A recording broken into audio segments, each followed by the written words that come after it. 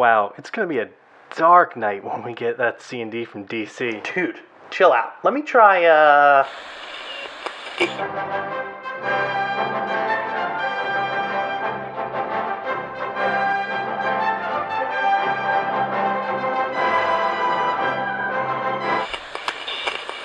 Again.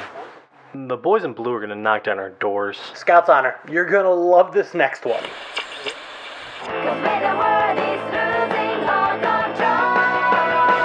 Teen Titans, go! Jake? Oh, you heard that, didn't you? Yeah, I'm gonna pretend that didn't happen, because I finally found the right one.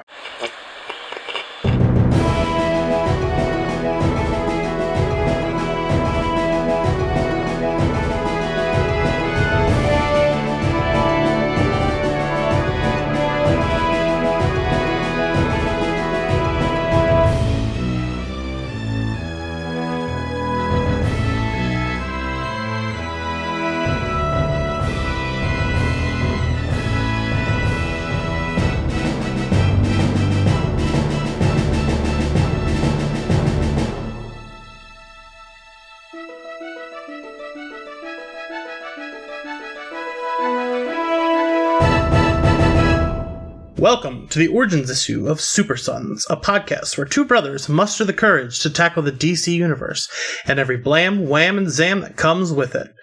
I'm one half of this dynamic duo, Dan McMahon. Hi, and I'm the other half of this duo, Jake McMahon. We wanted to kick this off with a little origin story about ourselves. We're first-time podcasters? Yeah, we're podcasters. We're long-time podcastees. We listen to a lot of them. Every day. But we are two lifelong DC Comics fans. We like everything, but always going to come home to the Detective Comics. Jake, where would you say we got our start? I'd say it was when our mom, who worked at a pediatrician's office, brought home Batman the Animated Series comic books that she got at the other office. And, well, calling them comics is generous. They were Claritin ads in a Batman comic book. And she brought home like 6 of them because she realized we couldn't read. And we still can't. We never took to reading, which is why we only look at comic books. So don't... I like the pretty colors. Don't expect too much wholesome content here. Or intelligible. Jake, what else do you think they should know about us? Well, I think they should know our favorite characters. Mine is Nightwing. And mine's Aquaman. So if that gives you any gauge of how we are as people, take it as you will. Yeah, Dan's as useful as Aquaman.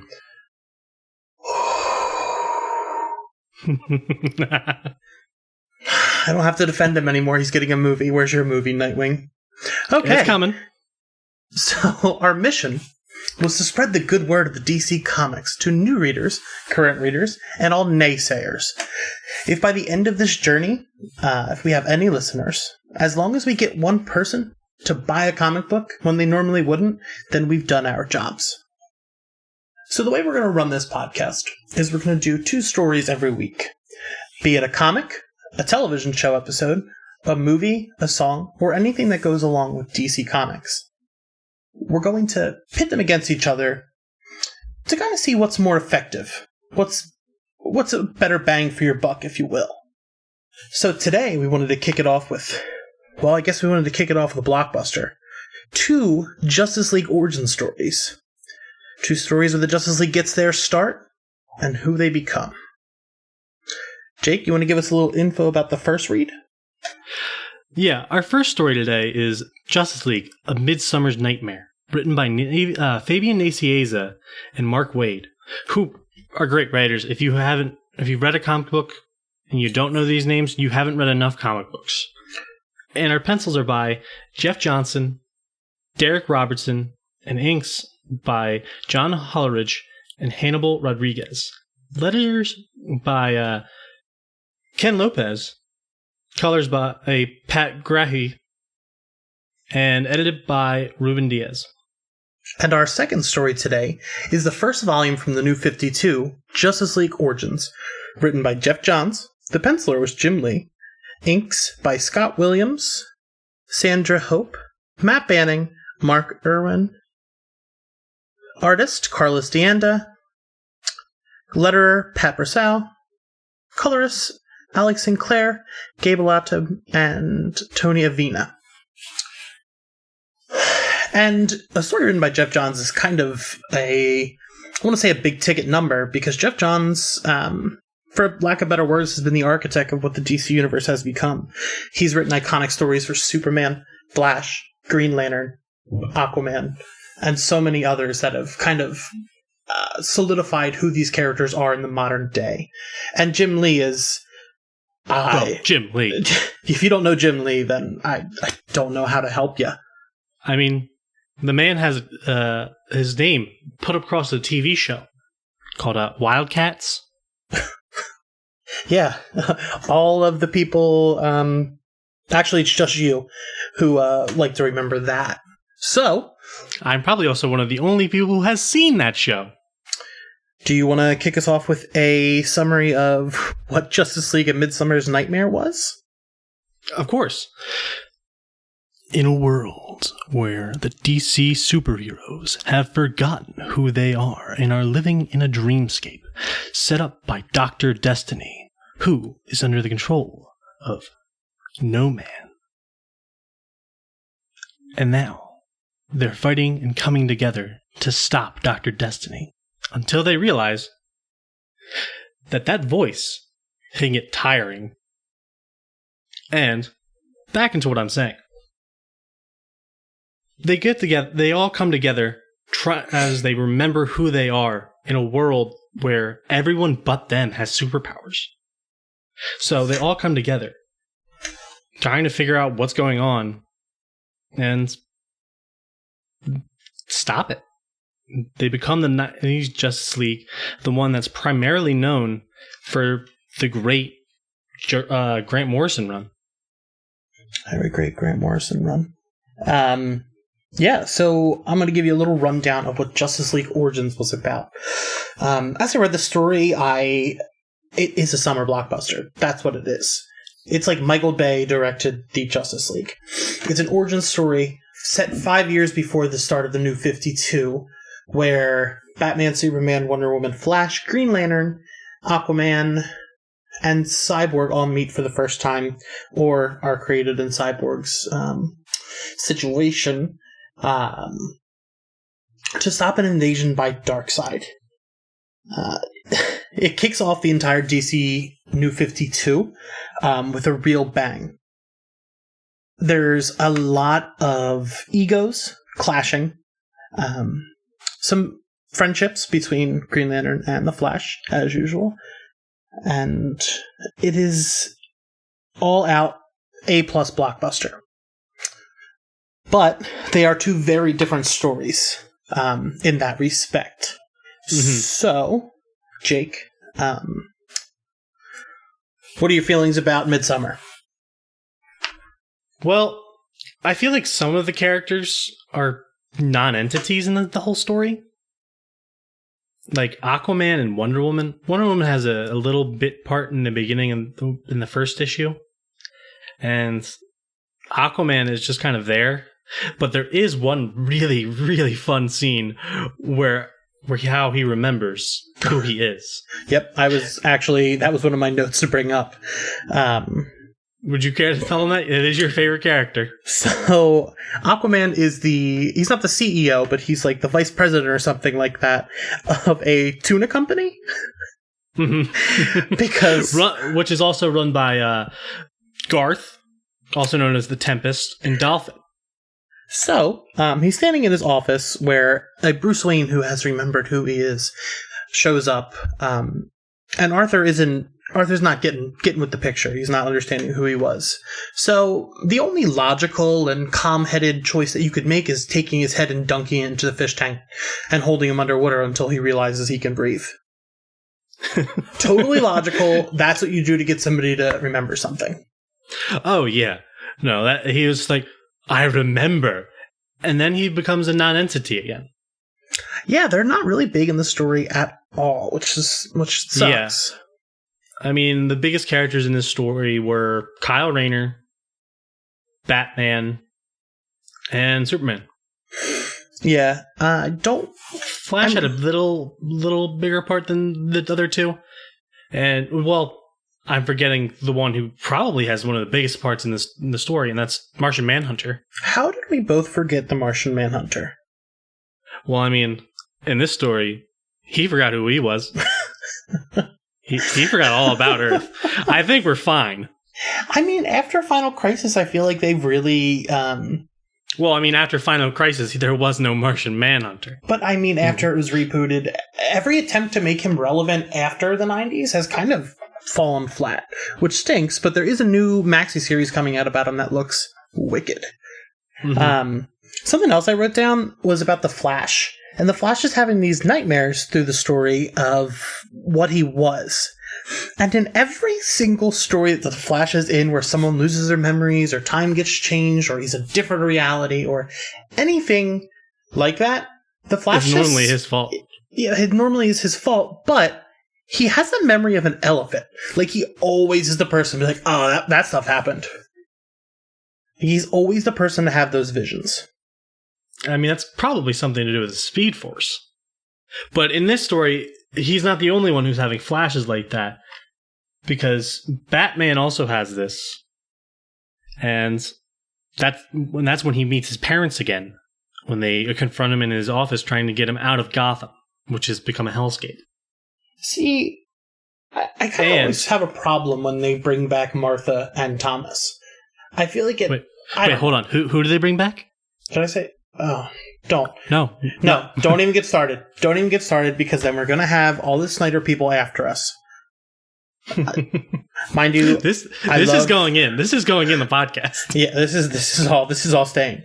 Like, I love BBS, but I don't want to fight those people. I don't want to have to duke it out with people on our first episode. I mean, it's going to happen. We're doing DC Comics. Yeah, I know. Everyone wants to fight us. We're essentially the Philadelphia of comic books. Yeah,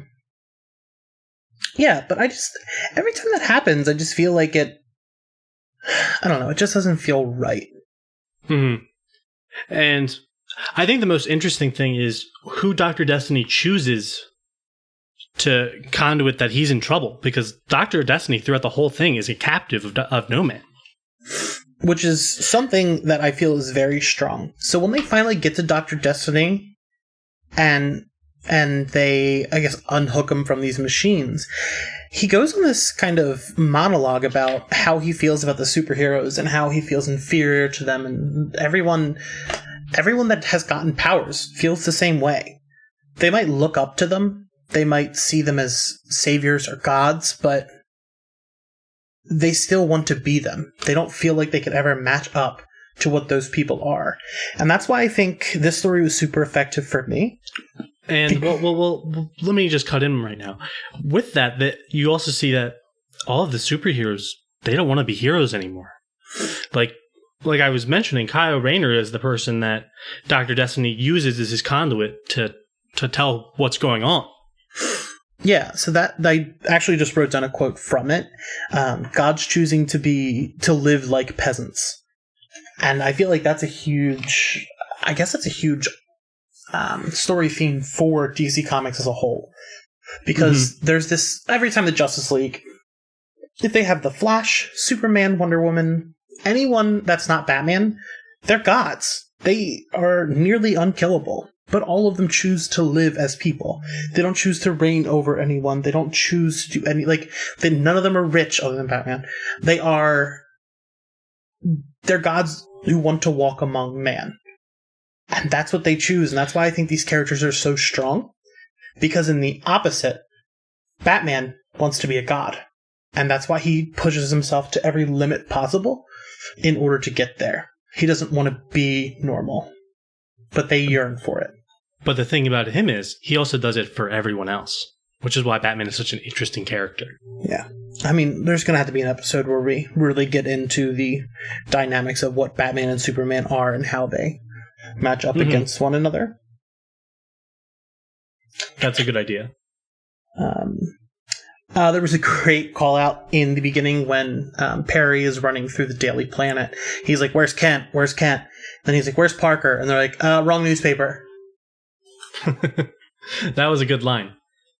But I do want to address one of the issues with this series. Mm-hmm. I feel like the pacing is pretty poor. Like it takes a long time to get introduced to everyone into the situation. Mm-hmm. And it takes about 20 pages to get to any action, which is really what you want from a superhero. Well, not from a superhero comic. A superhero team comic. Yeah, I feel like the superhero team comics are always going to be those big, loud, punching fight. Yeah. Like they're fights. They're a grand, like you said, blockbuster. They're not character pieces, and I feel like this book struggles between that. Yeah, it's like it can't find its voice in that. I mean, and it tries to do all of that in 3 issues. Yeah, very long issues, but that was also crazy to me that it was only 3 issues. I was like, oh, sitting down to read it, and I was like, oh wait, it's over. And then this team doesn't return for the actual JLA series. Yeah, so it's just kind of it's odd. Like I didn't even know this existed until you brought it up when I was like, oh, let's do the Morrison origin. Yeah. But it's not the origin. This is. I also feel like one problem is you have this team that inherently hasn't been together. They haven't been together since Infinite Crisis, and you have 2 guys who weren't on that team, and they just kind of seem like they always were. They're acting like it. Like Kyle doesn't really register that he doesn't really know these people until the end of the 3rd issue. Yeah, that is actually a really good point. Just because like he hasn't served on a Justice League yet, has he? No, he hasn't. And I mean, Wally is understandable because he's grown up with these people and he's grown up with their sidekicks. Yeah, I guess he's always wanted to be one of them, but side note, Wally West, best Flash. Yeah, I was ready to plug that just because it was so nice to read a book where it's Wally West and even Kyle. Like them going back and forth with witty banter is awesome because it doesn't feel like it doesn't feel forced. Yeah, it doesn't feel forced. And they also have very relatable jobs in the regular continuity. Like Wally's a mechanic for the police, and Kyle's an artist. Yeah, that was really cool because he was writing comic books. It was all the meta commentary during that was hilarious when he said something along the lines of, how am I going to sell Green Lantern? He doesn't even have any cleavage. And I was like, oh man. What was it called? The one book he was like, I wish I'd gotten Blood Babes. Yeah, Blood Babes, because that's what the 90s were. I also have a note about blood and boobs. The art is so 90s, but it is, but it's quality 90s. Yeah. Until the 3rd issue, it's really good art, and then the 3rd issue it kind of takes us a little bit of a decline.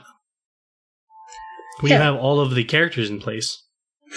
So for me, like when I think of like the Justice League, when I picture them in my head, it is Morrison's run. Like that art is what I come to when I like imagine the Justice League. And just a note for everyone, that's pretty much where our collecting started. We got giant, like I'd say 24 different books from the Morrison run from our parents for Christmas one year. Yeah. And now we have bookshelves. Upon bookshelves. And now I have one in my own home. Yeah. And my desk at college has a good 2-inch thick stack of comic books on my desk, along with tons of other readings. Like I said, we're illiterate. I'm just flipping through and looking for things that look right. So another thing I want to bring up about this story, is it accessible? Like if, say someone like, I don't know, someone who's never read a book, like a comic book before, picks this up and they're flipping through it. I do think it's kind of accessible because you're learning who these characters are as they learn who they are. For me, Yeah, I think that was a good way to frame their introductions. But I think with the introduction of Kyle Rayner and Martian Manhunter, it does become a little bit of a problem because this was the 90s, and those two characters weren't really... I mean, the Martian Manhunter had been in a plethora of comic books, but Kyle Rayner, he was still getting a start, even though he's become... At the time, he'd become one of the most popular characters for DC. And he really was part of the rebirth of Green Lantern for the first time. How many times can we Jeff rebirth Johns. that? Yeah, A lot, if Jeff Johns is involved. When I picked this up, I'm not a huge Kyle guy, so it was easy for me to get into because I know a little bit of who Kyle Rayner is. I'm not going to sit up here and write the Wikipedia article for you, but I could be like, oh yeah, I know who he is. It felt like I was easy to jump in. Mm-hmm. Do you have any other statements on this story before we switch over to our real blockbuster? Let me think. I want to say, back to the art. Mm-hmm. I think, like I said, it's a good 90s house style. I think the lines are great. They're all consistent. But it's nothing to write home about. Yeah, it's something that stands out. It's not... No. This is not in any way, for me, or I would say for many people, an iconic story. It's not something people are like, oh, dude, you gotta read this. Yeah. I mean, as Dan mentioned, he didn't know what this existed before this. Yeah. But, okay, let's switch over to... Oh, wait, no, there is one thing. I want to talk about No Man. Dude, what was, it's spelled no, I know that. Not N-O, no. I was so confused. Is this his origin? I don't know. He's part of the race that's counter to the Guardians, and he really has no relevance to anything. Yeah. Oh, we do have to talk about the ending of this book because it's such a cop-out. They really don't fight him. He kind of just leaves, and Aquaman's like, let's take the draw. I'm like, that's not an Aquaman thing. Yeah, I did think they did pretty well on the parts about Aquaman. He's kind of got a dark humor and an anger about him.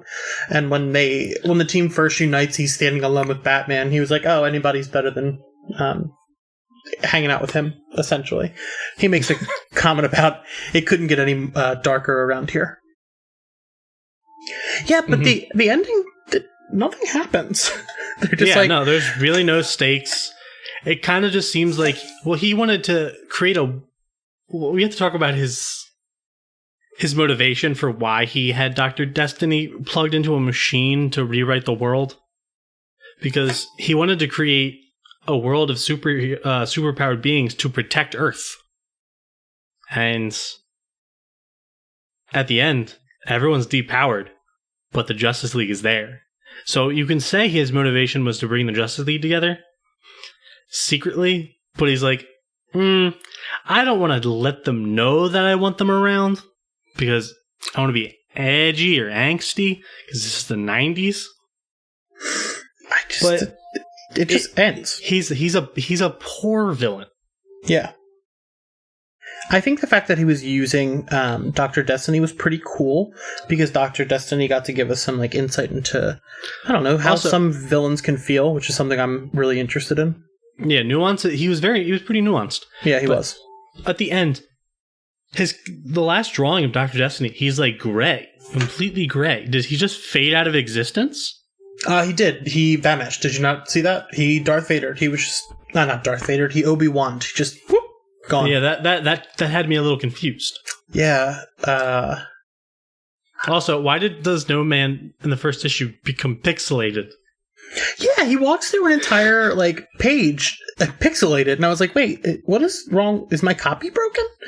Yeah, but I do want to say that the art where Kyle is drawing at his desk, I think that's the best art of the whole story. It's such quality. And I think the transition from panel to him, like the in-universe panel, is pretty cool too. Mm-hmm. Oh, we also have to comment on the very progressive beginning of this story. Yeah, what year was this published? I want to say... Hold on, I have it. We have it somewhere. It might have been... It's in the mid-90s. Early to mid-90s.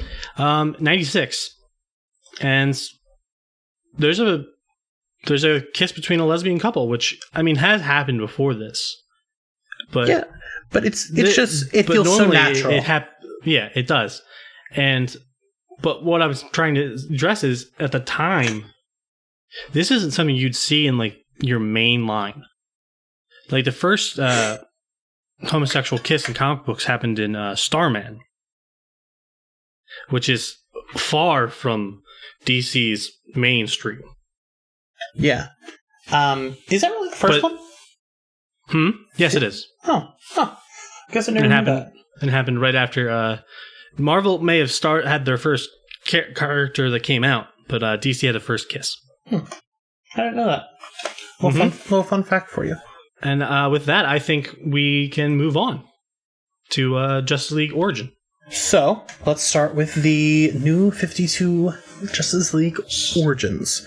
Coming into the story, it opens just like Justice League the movie does, so you can see where they got the inspiration for that Batman scene in the opening, which is a interesting scene. But in the comic, seeing Batman chase across the rooftops after a parademon is kind of funny, just because it's like, oh, this is Batman, why isn't he chasing a doctor or something?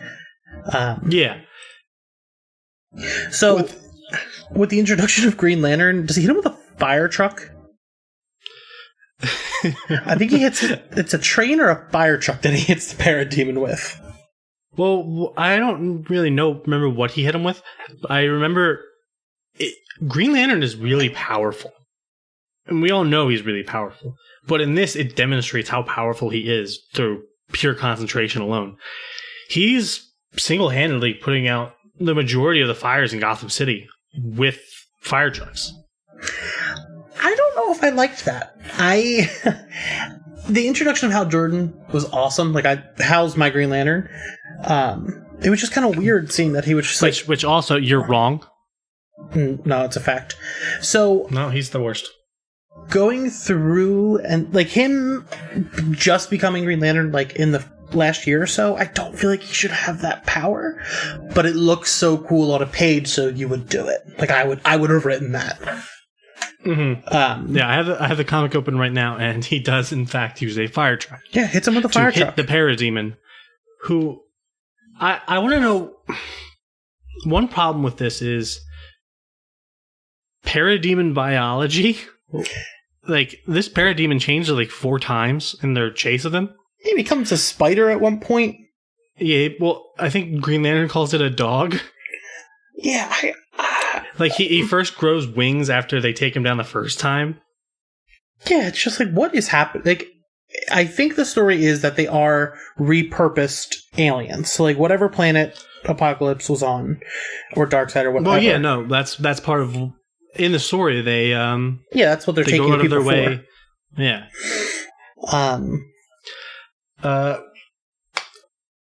I want to open this up by saying, do you feel like Superman needs to be here, other than the fact that they need someone to fight with super strength?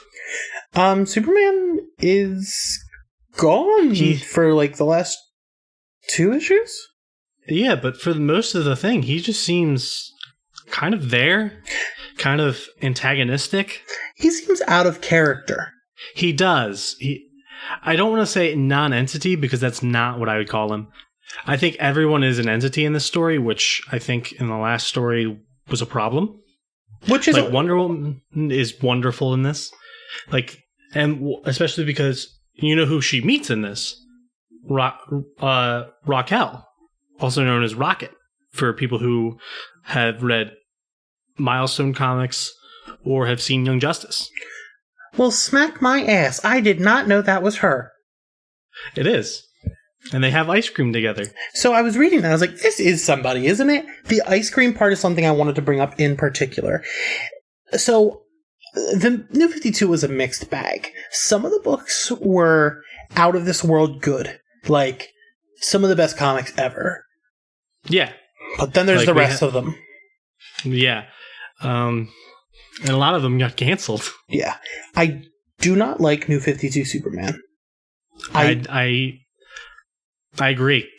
There are times where I really liked Superman after the New 52 until the modern take on Superman, where it's a different, like, I guess it's different Superman.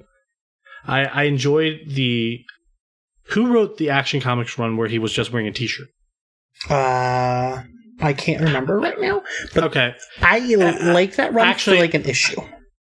I liked the depowered Superman in the different t-shirt. The other time he was depowered and wore a t-shirt. Yeah, I like t-shirt Superman. Yeah, I do. I think it's a good look for him. I think in Sideways last week, he was wearing a t-shirt. So, if you're looking for... Yes, it's supposedly the... we're getting off topic. But It is supposedly the New 52 take on Superman. Back. Even though I'm pretty sure he got reabsorbed into the other Superman. Yeah, now I'm opened the book again. An exact quote, what is that, a Transformer? And when I was reading this, I was like, this feels like a Transformers movie right now, just because, like, all this... There's no reason for all the streets to be on fire. Like, what did that thing do to set all the streets on fire? I mean, the helicopters crashed, but... It just feels like it's a lot. It's a lot. But... It's what you want out of a team book. Mm-hmm. Like, Batman and Superman... Batman and Green Lantern going back and forth at each other. Like, when Hal is like... So, like, do you have any powers? That's and then he takes the ring from him. He's like, whoa, wait, you can't do that. I love interactions like that where the characters are like calling each other out. There is a lot of macho alpha going on in this book. Lots of machismo. No one talks. They just punch. Like, when they meet Superman, he just outright attacks them. And Barry. Because Barry's in this. The inferior Flash. Oh, tell it to DC Comics. I know, Write a letter. Just write a letter. So... this is my letter. So, yeah, they really just get into it. The first issue ends with Superman... It doesn't end with Superman socking him, but, like, Superman just punches Green Lantern. It just... it does not feel like Superman. He is young. He's not, like... I don't know. It's not the Superman that I wanted in a story, but he's not really there. So, moving on to more important people.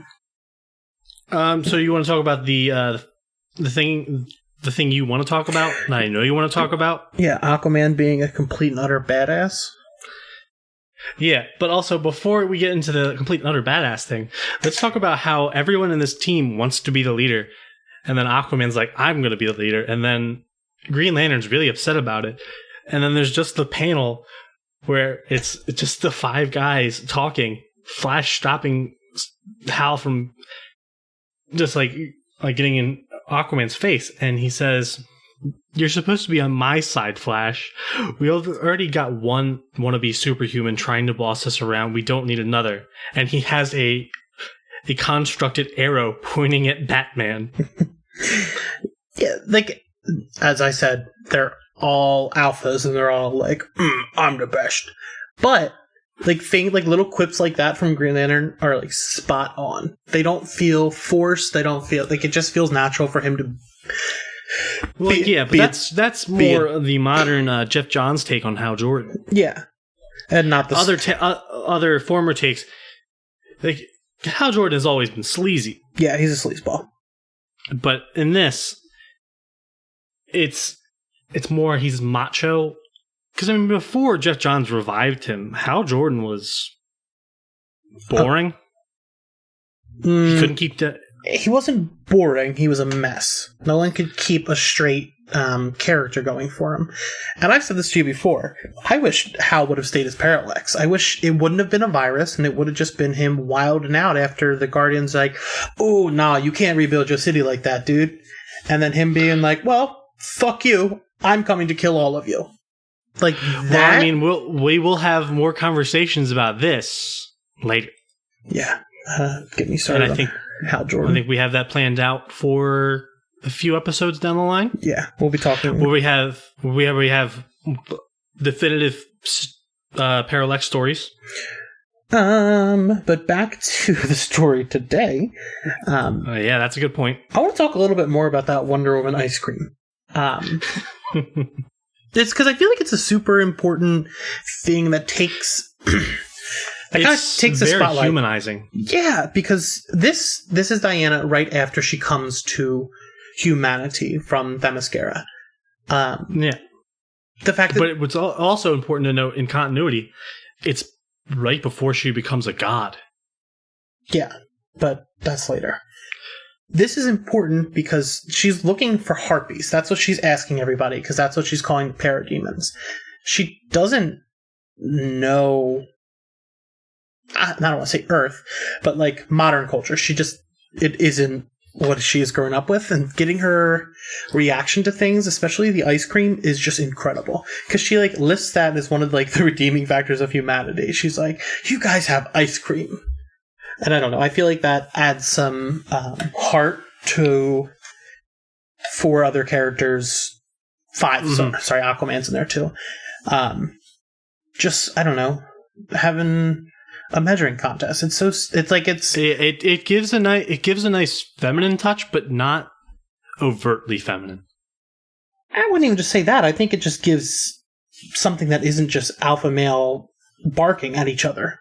I think you're right. I think what I'm saying is probably not the right way to phrase it. Yeah, I would. It's definitely not the right way to phrase it. Humanizing. It's just like it's not just these people screaming at each other. It's probably even worse that I've considered it feminist. Oh god, we might have to cut that bit out. Yeah, we'll see.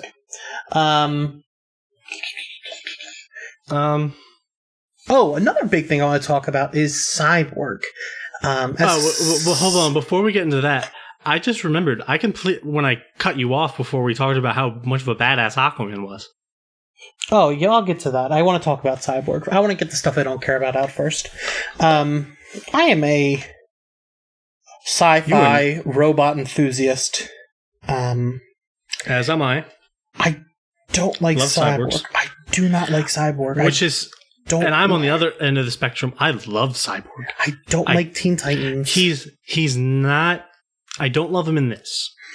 Yeah, because you know I am as a fan of Nightwing, I'm a ginormous Teen Titans fan, especially the new Teen Titans by Marv Wolfman. It's one of my favorite runs of comic books ever.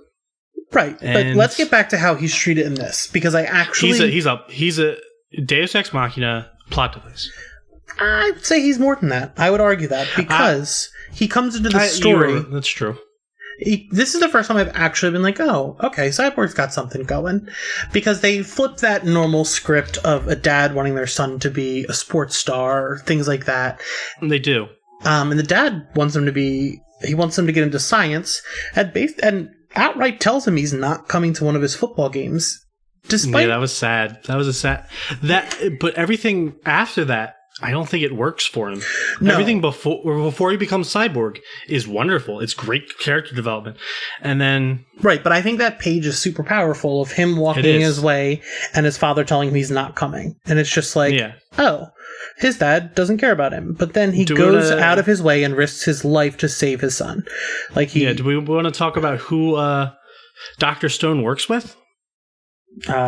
Tio Maro and Dr. Ivo. Dr. Ivo. 2 big... Yeah, they're bad guys. I would call them bad guys. Well, I mean, one made Ivo made Amazo, and Tio Maro made the Red Tornado. Yeah, but then he also made some other bad ones. Well, yeah, but they were all red. Yeah, he didn't stop. It wasn't like, oh, I made a good guy. Let's just keep it at that and make him better. He was like, well, I mean, Red Tornado started out as a that version of Red Tornado started as a villain, right? But then it all changed eventually. But I think those are just more like cameos and not really important to the story. Two things that happen right after one another, and it has to do with Batman. When Batman pulls his mask off and reveals that he's Bruce Wayne, and like all the readers are like, "Oh snap! He revealed who he is." And Hal Jordan's like, "Who the hell's Bruce Wayne?" I also want to address that because I understand Batman taking off his cowl to look more, I guess, human. But why does he need to take off his bat symbol? And why is it just like it looks like it's like a sticker? It's just one big piece. It's like it's like it folds and bends. It's like a sticker. It's like a decal. Yeah, how does the bat symbol work on the suit? Like, if it's a hard plastic, how do you like move your chest? Yeah, it's kind of it kind of looks like cloth. I know most stories it's not hard plastic. It's normally like carbon fiber weave or Kevlar. Mm-hmm. It's normally one of the most like armored parts of his chest. But why is it like a flimsy? That's from Frank Miller when he was like, it's a target. Yeah. I'm not sure if I don't know if it's like talked about before that, but he was like, this is why I wear this symbol, because it's a target. It's where I want them to shoot. It's practical. But that reveal is funny. Most writers and artists have focused on that, and that's why a lot of them make it so big. Mm-hmm. And it's a big symbol here. So then after that, Batman runs away and puts his arms up into the air like a little child to get picked up by the parademons. As I look at this panel, he puts his arms up, he goes, "Pick me up!" It's hilarious. It just feels so weird. It's just like, what are you doing, Batman? I wanna go back to Wonder Woman for a second. And her around the ice cream part and where her introduction comes in, because right now she's basically under the supervision of Steve Trevor. Yeah, because she just came to. How would you say she's from Earth, but she's not from Earth? Like, she's from Themyscira. Like, she's from Greek mythology. Yeah, so she's out of time. So having all this is, she's also she's a badass in this story. She is a badass. So Wonder Woman is one. Superman and Wonder Woman are very hard characters to pull off, and we see that dynamic with both characters in this. Wonder Woman is one of the best parts of this story, and while Superman's just kind of there, he feels very mischaracterized. But she feels very, very right. Yeah, so something I've always liked about Wonder Woman is that at heart, she's a warrior. Like when she killed Maxwell Lord, things like that. Like people, I don't know. I don't like that people are like, oh, no killing. But like some of these people believe in it. Like it's their last thing. And as I mentioned before, this was the New 52, and the New 52 Wonder Woman becomes the god of war. Mm-hmm. And she's willing to go against the new god of war, the dog of war, Orion in her book. Yeah, which is also related to the real bad guy of the story, who we haven't. Yeah, he was a scumbag. But back to the story at hand. That was a great. Yeah, run. Well, we'll talk about that later. We will. We haven't talked about Darkseid at all. We'll get to him too, just because we can't leave that out. I have one more note about Wonder Woman, though. When Hal is trying to find a game plan of how to go against Darkseid, he's like, so those laser beams come out of his eyes, right? And Wonder Woman's like, yeah, let's just stab him in the eyes. Just like, whoa. I guess that's one way to solve the problem. And they do. They stab him in the eyes. Like, Aquaman and Wonder Woman straight up just stab him. There's no way around it. They just stab him in the face. And then they ask him why he's there. That's another big thing that actually I think super lackluster. Because I read this when it came out. Like, I remember it was my first day of college and I went to buy this book. But he's there to find his daughter. Yeah. Which doesn't pay off for how many years? Quite a few. Yeah. I don't think it happened.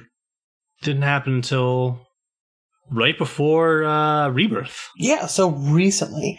And I feel like that's just a really bad reason to invade not just this universe, but other universes too, because Earth 2 gets invaded. But it just feels like that motivation is just... You should have paid off earlier. Like, I know some people are into the long haul, stuff like that, but there's no, like, follow-up or nothing. It just comes back. Like, it's like, Darkseid in this, I have a problem with it. I really do, and I think that's why I do not like this story. He's normally, like, the most intelligent, most strategic person. He normally doesn't get his hands dirty. He doesn't go on to fight people. They come to him. Yeah, having him show up... But this is a problem that is similar with the characters that are, considered his Marvel equivalents. Thanos and Apocalypse. They're brought in often and they're misused. Normally, Darkseid doesn't have this problem. Normally, Darkseid is written very well. And that's why I think the story fails for me, just because the villain is phoned in. Like, if you're going to use Darkseid, use him right.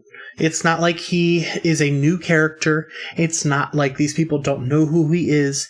It just felt like they needed something big to throw into their first story, which is totally fine. I get it. End of the day, you're doing a business. You're trying to sell books. So Darkseid sells because Darkseid is. Darkseid is. I want to talk about the art in a little bit. And once you're done saying what you want to say.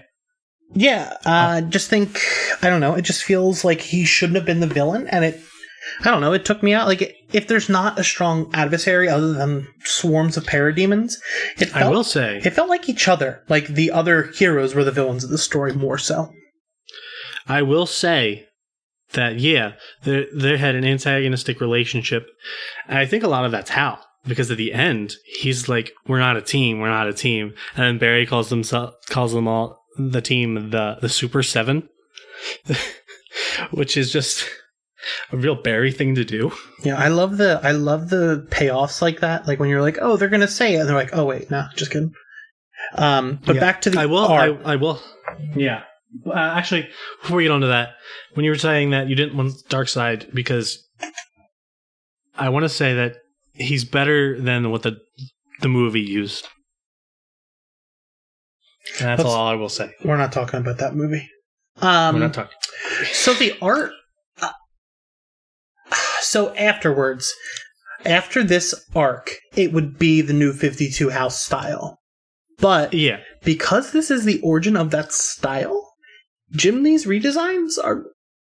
I don't love Jim Lee's redesigns after New 52, but I think they're solid. I love his Aquaman. I love his Aquaman. I do too. I liked his Aquaman a lot, other than the stupid necklace, which Hal also rags on. But I think it was a successful... I actually enjoyed the necklace. No, I hated it. But I love high collar Aquaman. Me too. I especially hate high collar Superman. Yeah, so I think the art's pretty good in this. I would say it's probably one of the strongest features for me, just because especially the covers, except for the first cover with Superman's face is kind of just like wonky. If it is wonky, but everyone else looks spot on. I always love a Jim Lee Batman. Yeah, I especially love the way he draws Cyborg, big and bulky. Mm-hmm. Yeah, I prefer a big Cyborg. I like his Hal. He was good. The art was great. I will give the art to this. But we do need to talk about which was more effective. I think for what they are, for origin stories, I think end of the day... this is more... Origins is more of an origin story. Yeah. End of the day, I would probably read Midsummer again. Origins I probably won't go back to for a long time. The reason for Midsummer being what I liked more is because I love that exploration of what the heroes really want being human, and like they show a lot of that. They show people what they really could be if they went the path they didn't want to go. So that was more effective for me. But I think you're right on that, but we have to take into account what Origin was supposed to do. Yeah. And it was a jumping on point for new readers. Yeah. And it worked. And for its own cause and own reason, it works better. Yeah. I think Origins is the better story. I think we have to give it to them. I think Midsummer is a good story. I don't think it's the best work from Nicieza and Wade. Well, yeah, it doesn't have Adam X the Extreme. Yeah, no, there's no one cutting people open and burning their blood? Yeah, it's fire blood. We can't talk about that. That's the other side. You're right. We can't talk about the other side. But what we can say, Nicieza does include a lot of characters with backwards baseball hats. Okay, so moving on. The end of the day, I think we have to give it to Justice League Origins. I think it's a better story. I agree. Wholeheartedly. All right, so episode 1, Justice League Origins 1. So now we're coming to the end of the episode, where we're going to start spotlighting special characters from each of the issues. Normally it would be a more unknown character or someone we really like. So today we have Aquaman. It won't be a kind of retelling of the origins or anything like that for characters that people sort of know the origins. It'll be more of a shit-talking corner. Jake and I are very good at shit-talking, so... we get away with shit-talking because we're illiterate. It's a nice trade-off. So, alright, what do you got? Water Hand Aquaman. I don't think that's... I think the Hook's worse. No, because the Hook doesn't have weird properties where it somehow heals Black Manta, who had become a Manta Ray man. Yeah. Somehow. He was a beast. Very, very weird time for the character. We were talking today about Aquaman, and totally, like, I love Aquaman and all, but dude only has 2 bad guys. Like, the Fisherman's stupid. Like, the only time he's ever been cool was when I don't know what you're talking about. Have you seen those waders on his legs? Yeah, he's dumb. Yeah, he wears waders underwater. Not like walking around a goddamn pond. Yeah, he wears them under the ocean. Fully submerged is pretty much the opposite of what waders are for. The only 2 he has are Orm, Ocean Master, and Black Manta. Mind you, both of them are pretty cool, but that's it. He doesn't have like a reputable rogues gallery. He's kind of gotten the short end of the staff most of his time. I'm going to blame it on the Hanna-Barbera cartoons, the Super Friends. I think they made him absolutely ridiculous. What was his special dolphin's name? Topo. No. And what was it Topo, in... Topo is his octopus. Sorry. Topo the octopus in the New 52, or... I want to cut you off right now because you're saying these things completely straight. Yeah. Because...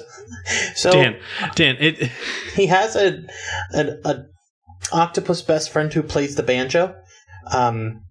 But then they were like, oh, New 52, gotta make him cool. So he's like a giant kraken, but now he also plays the electric guitar.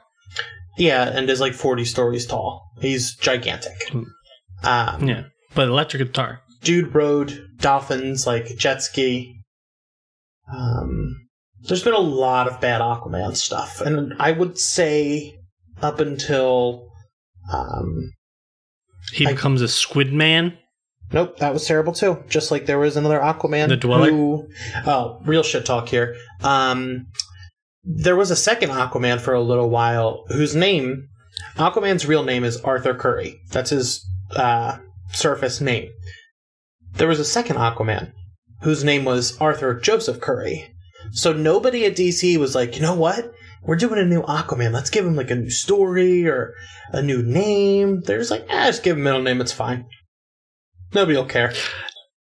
I think the best part about that character was he was more fish-like than a regular Aquaman. Yeah, and then despite the fact that he was just kind of premature birth and grew up in the water. Yep, and he vanished. I think in Final Crisis, he was like in a panel, and that's the last time you ever see him. Never spoken again. Never talked about. Just I will say he had a much cooler design than most of the standard Aquaman costumes. Yeah, Aquaman's color scheme is kind of shitty. Well, that was actually a good part of the end of Origin, where at the press conference, him and Hal are talking about it. Yeah, I like that they made it canon that it's not his choice, but up until then, it was just orange and green. Just doesn't seem like a big superhero mismatch. But he had that underwater camo. Real nice. Yeah, nice choice. I did like the underwater camo, but I do think his best costume is the new 52. The DCU version, where it was the green pants with the weird, like, ornate armor. Chest? Is that what you're talking about? Which one? Which one is that? The one that no one's ever going to remember. Oh, there you go. I do think the movie one looks cool as well. But DC has kind of a track record. We'll see how that movie goes. I'm trying not to get super hyped up about it, even though he's my favorite. I just don't want to be let down. But in reality, I'm going to love it no matter what. Like, Aquaman is going to be in the movie theaters with his own movie. Like, before Dick Grayson. Which is very important. Yeah. I think that has more to do with the fact that they found an actor. Yeah, the perfect actor. I kind of also like that, like, they're working in Jason Momoa's, like, heritage and stuff, it seems like, from some of the promotional stills. We'll see how that goes, though. Dude's badass. I think that's an interesting choice, but yeah, I think it's a solid choice. It makes sense, but yeah, I think the Hawaiian ancestry is a very interesting idea. Yeah, I think it's going to turn out well. You don't really see a lot of that in superheroes. Not a lot of diversity. All right, I'll get off the soapbox. So, I guess that's it for our first episode. Yeah, so much for that shit talk. Yeah, it's kind of hard to shit talk one of the best characters ever. It'll be easy when we get to Nightwing, though. There's plenty of things to shit talk about him, especially that Devin Grayson run. That's a good run. He is not on the list. He is no longer on the list. Yeah, we'll put him back on the list of shit talk. Yeah, so we have a couple people to thank before we get to the rest of the end episode notes. Want to give a shout out to Adam Reck, who designed our good podcast cover. He is real pretty. One half of a great podcast called Battle of the Atom, which you should 100% check out. Another shout out to my buddy RJ, who donated some podcasting equipment to make this possible. And a really big shout out to our sound designer, Mike, who is editing these episodes and adding cool little bits that I think of on the go. Without him, 100% would not be able to edit this podcast because I and Jake are both illiterate. So this is truth. You can find us on Twitter at DC Supersons. And if you have any requests, anything you'd like to see us talk about, anything you'd like to see us talk less about, shoot us an email at dcsupersons@gmail.com. If you enjoyed us talking, please leave a comment, a rating, review it. Whatever helps us so you can help us get noticed. All right. Yeah. Well, see you in 2 weeks. See you in 2 weeks, Dan.